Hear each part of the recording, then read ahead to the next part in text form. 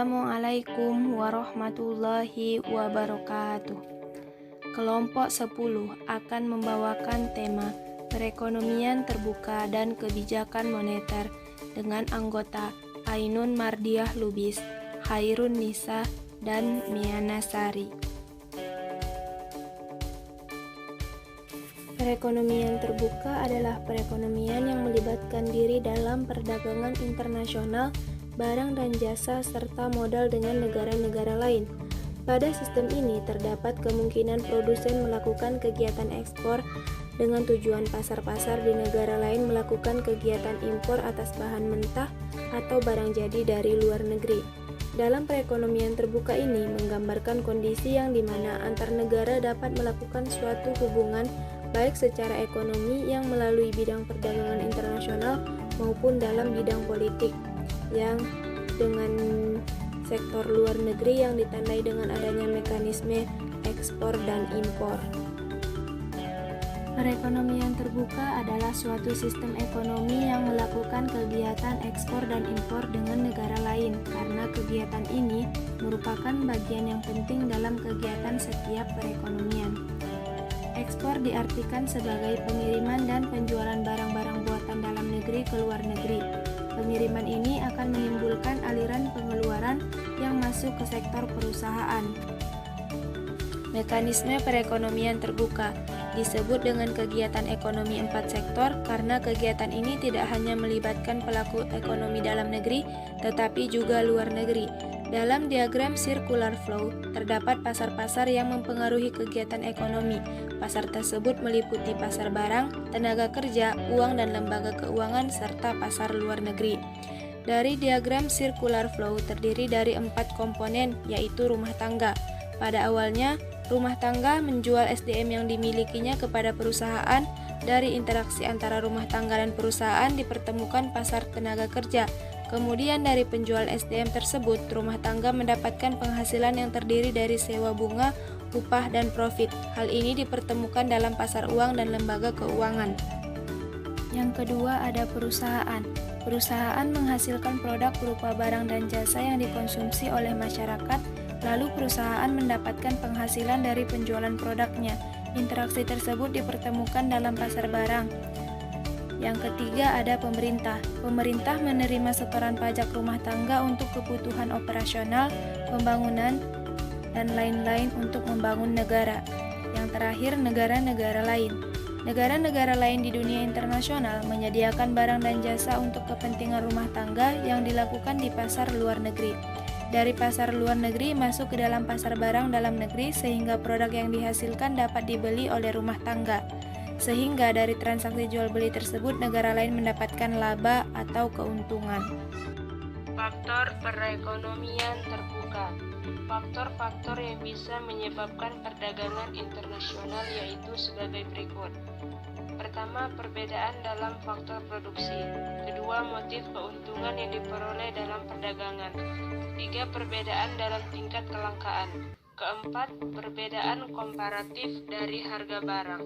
Kelima, perbedaan dalam kemampuan untuk produksi. Faktor yang menentukan ekspor, impor, dan ekspor neto yaitu 1. Selera konsumen terhadap barang-barang produksi dalam negeri dan luar negeri. 2. Harga barang-barang di dalam dan luar negeri. 3. Kurs yang menentukan jumlah mata uang domestik yang dibutuhkan untuk membeli mata uang asing. Keempat, pendapatan konsumen di dalam dan luar negeri. Penyebab terjadinya sistem perekonomian terbuka.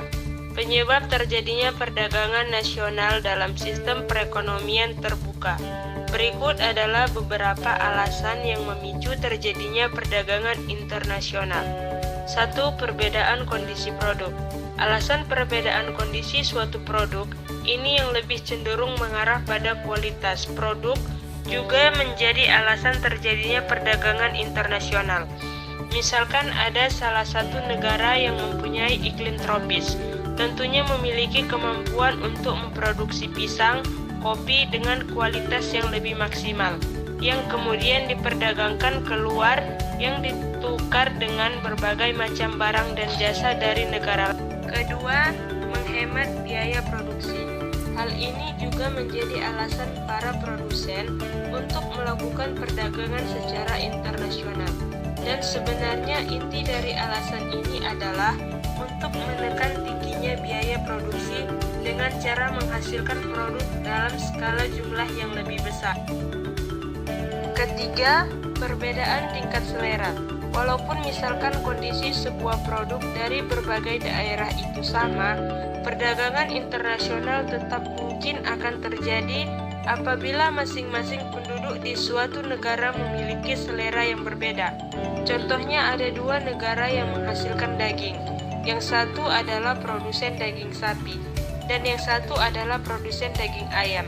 Jika produsen daging sapi memiliki selera terhadap daging ayam dan sebaliknya, tentu proses impor dan ekspor akan terjadi. Yang keempat, adanya prinsip perbandingan keunggulan. Maksud dari prinsip ini adalah suatu negara cenderung akan lebih berspesialisasi untuk menciptakan produk dan mengekspornya keluar jika dirasa pembuatan produk di negaranya itu memakan biaya yang relatif rendah daripada dibuat oleh negara lain. Sebaliknya, suatu negara akan lebih memilih untuk mengimpor produk jika biaya produksi untuk menghasilkan produk tersebut dinilai relatif tinggi atau kurang efisien jika diproduksi di negaranya sendiri. Kebijakan moneter. Kebijakan moneter adalah seperangkat kebijakan ekonomi yang dibuat untuk mengatur ukuran serta tingkat pertumbuhan pasokan uang di dalam perekonomian negara. Kebijakan ini adalah tindakan yang terukur untuk membantu mengatur variabel makroekonomi, seperti inflasi ataupun pengangguran. Kebijakan ini dilakukan dengan berbagai cara, termasuk penyesuaian suku bunga, mengubah jumlah uang tunai yang berada di pasar, serta pembelian atau penjualan sekuritas pemerintah. Kebijakan ini diambil oleh Bank Sentral atau Bank Indonesia dengan tujuan memelihara dan mencapai stabilitas nilai mata uang yang dapat dilakukan antara lain dengan pengendalian jumlah uang yang beredar di masyarakat dan penetapan suku bunga.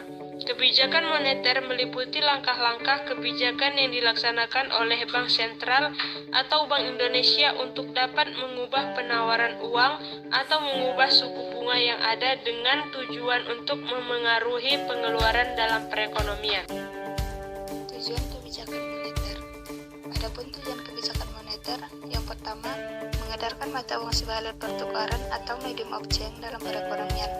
Yang kedua, mempertahankan keseimbangan antara kebutuhan likuiditas perekonomian dan stabilitas tingkat harga. Yang ketiga, distribusi likuiditas yang optimal dalam rangka mencapai pertumbuhan ekonomi yang diinginkan pada berbagai sektor ekonomi. Yang keempat, membantu pemerintah melaksanakan kewajibannya yang tidak dapat terrealisasi melalui sumber penerimaan yang normal. Yang kelima, menjaga kestabilan ekonomi, artinya pertumbuhan arus barang dan jasa seimbang dengan pertumbuhan arus barang dan jasa yang tersedia. Yang keenam, menjaga kestabilan harga. Harga suatu barang merupakan hasil interaksi antara jumlah uang yang beredar dengan jumlah uang yang tersedia di pasar. Yang ketujuh, meningkatkan kesempatan kerja. Pada saat perekonomian stabil, pengusaha akan mengadakan investasi untuk menambah jumlah barang dan jasa, sehingga adanya investasi akan membuka lapangan kerja baru, dan akibatnya akan memperluas kesempatan kerja masyarakat.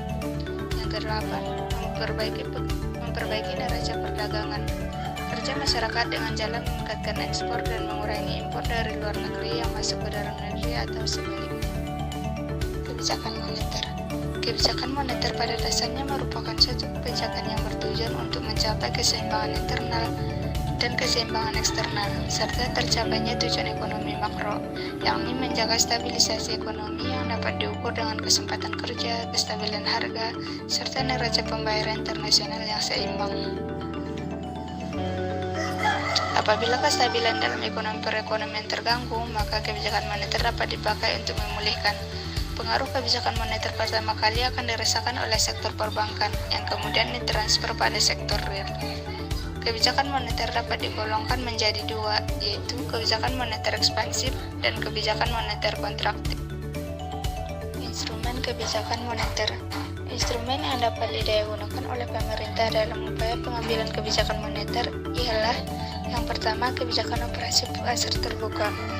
Operasi pasar terbuka ialah salah satu kebijakan yang diputuskan oleh Bank Sentral untuk menambah atau mengurangi jumlah uang yang beredar.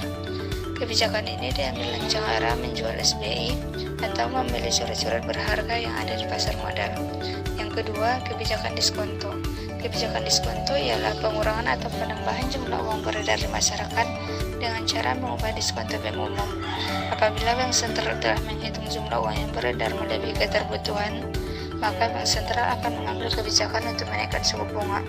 Dengan kebijakan tersebut, secara otomatis akan merangsang datangnya orang-orang untuk menabung. Yang ketiga, kebijakan kredit ketat.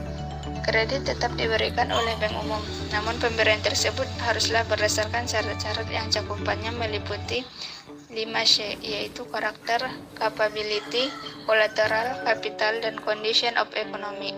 Dengan kebijakan ekonomi kredit ketat, jumlah uang yang secara efisien akan dengan mudah dapat diawasi. Kebijakan semacam ini juga dapat diambil ketika ekonomi sedang mengalami gejala inflasi. Dan yang keempat, kebijakan dorongan moral.